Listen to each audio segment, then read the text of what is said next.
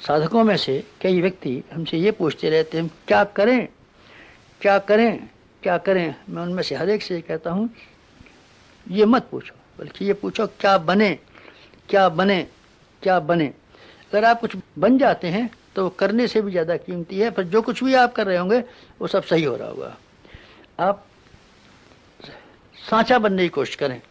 अगर आप सांचा बनेंगे तो जो भी गीली मिट्टी आपके संपर्क में आएगी आपकी तरीके से आपकी ढंग के शक्ल के खिलौने बनते हुए चले जाएंगे। आप सूरज बने, आप चमकेंगे और चलेंगे तो उसका परिणाम क्या होगा?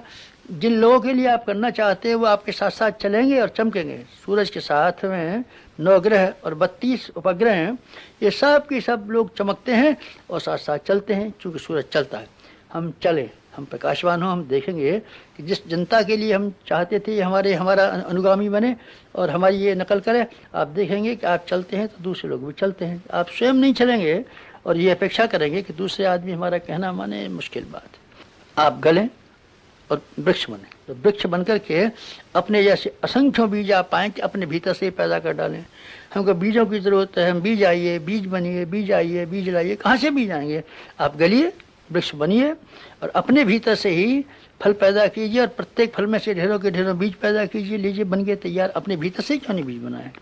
मित्रों, जिन लोगों ने अपने आप को बनाया है उनको ये पूछने की ज़रूरत न पड़ी क्या करेंगे। उनकी प्रत्येक क्रिया इस लायक बन गई कि वो उनकी क्रिया ही सब कुछ करा सकने में समर्थ हो गई। उनका व्यक्तित्व इतना आकर्षक रहा कि प्रत्येक सफलता को और प्रत्येक महानता को संपन्न करने के लिए काफ़ी था।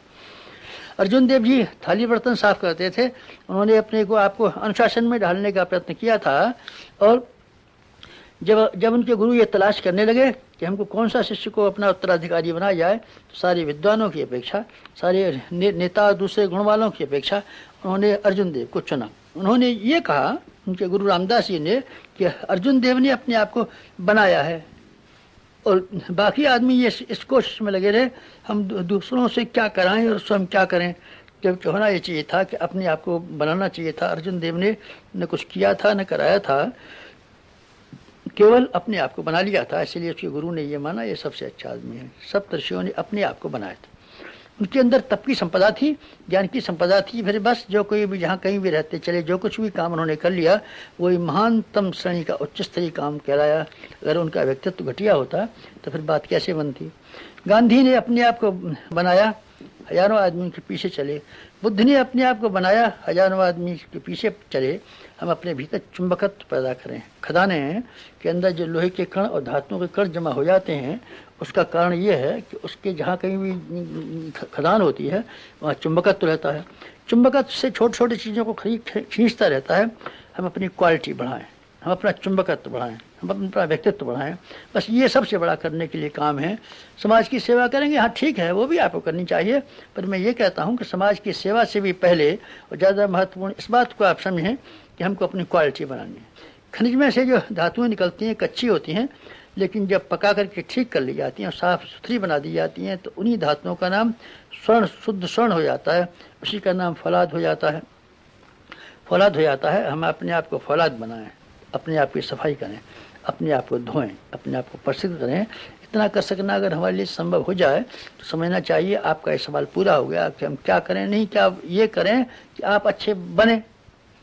समाज सेवा, हाँ समाज सेवा भी करना, पर समाज सेवा से करने से पहले ये आवश्यक है कि हम समाज सेवा के लायक हथियार तो अपने आप को बना लें, ये ज़्यादा अच्छा है। हम अपने आप की सफाई करें, समाज सेवा भी करें, पर अपने आप की सफाई को भूल नहीं जाएं।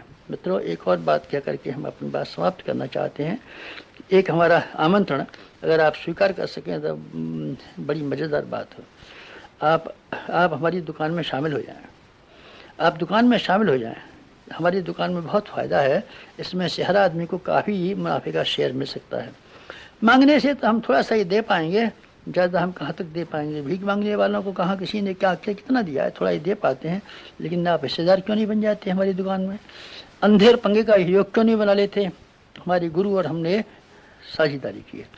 शंकराचार्य ने और मानधाता ने साझेदारी की थी एक दुकान में। सम्राट अशोक और बुद्ध ने साझेदारी की थी। समर्थ गुरु रामदास और शिवाजी ने साझेदारी की थी।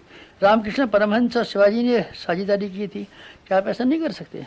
कि हमारे आप शामिलात हो जाएं, हम और आप मिलकर के एक बड़ा काम करें, उसमें से जो मुनाफा है उसको बांट लें। अगर आप इतना हिम्मत कर सकते हो और ये विश्वास करते हो कि हम प्रामाणिक आदमी हैं, तो जिस तरीके से हमने और अपने गुरु की दुकान में साझा कर लिया है, आप आएँ और हमारे साथ साझा करने की कोशिश करें। अपनी पूंजी उसमें लगाएं, समय की पूंजी, श्रम की पूंजी, बुद्धि की पूंजी हमारी दुकान में शामिल करें और इतना मुनाफा कमाएं जिससे कि आप निहाल हो जाएं। हमारी ज़िंदगी के मुनाफे का यही तरीका है कि हमने अपनी पूंजी को अपने गुरुदेव के साथ में मिला दिया, उसी कंपनी में शामिल हो गए हैं।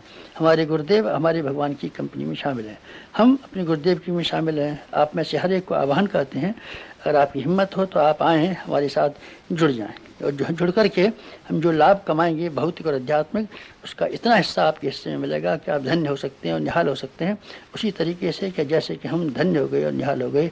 यही है साधकों से हमारा ब्रह्म अनुरोध। समाप्त।